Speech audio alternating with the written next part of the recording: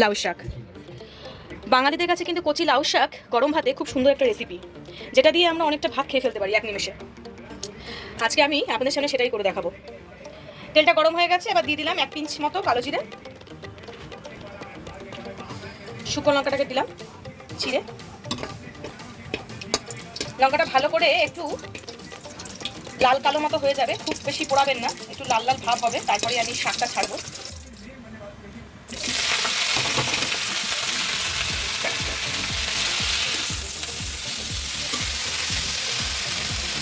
এবার আমি এর মধ্যে দেবো লবণ আর হলুদ।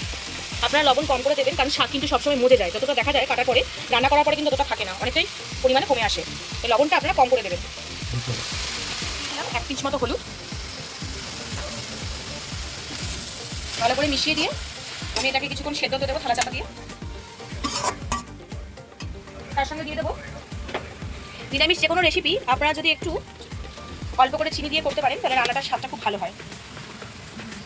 অল্প করে দিয়ে দিলাম।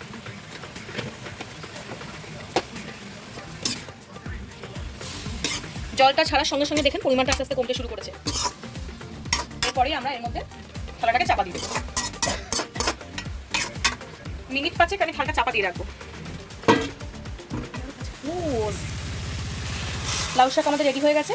লাউ শাকের গন্ধ একটা খুব সুন্দর বেরোয়, আর এই শাকের এই গন্ধের জন্য চেনা যায় যে লাউ শাকই হচ্ছে ঘরে বা বাড়িতে। তাই আমাদের শাক এখানে কমপ্লিট হয়ে গেছে। আপনারা একটা কাজ করতে পারেন, আমি একটা লঙ্কা 2 টুকরো করে দিয়েছিলাম, 1 টুকরো করে আমি এখানে স্ম্যাশ করে দিয়েছি। স্ম্যাশ করলে কি হয়, এই যে শুকনো লঙ্কার যে ফ্লেভারটা খুব সুন্দর, সেটা না তো শাকের মধ্যে থাকলে বেশ সুন্দর লাগে।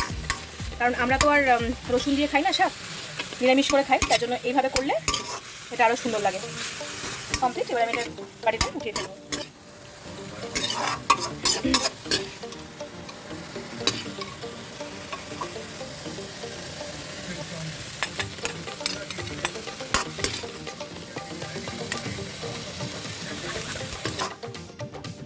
এখানে আমাদের লাউ শাক পুরো রেডি হয়ে গেছে।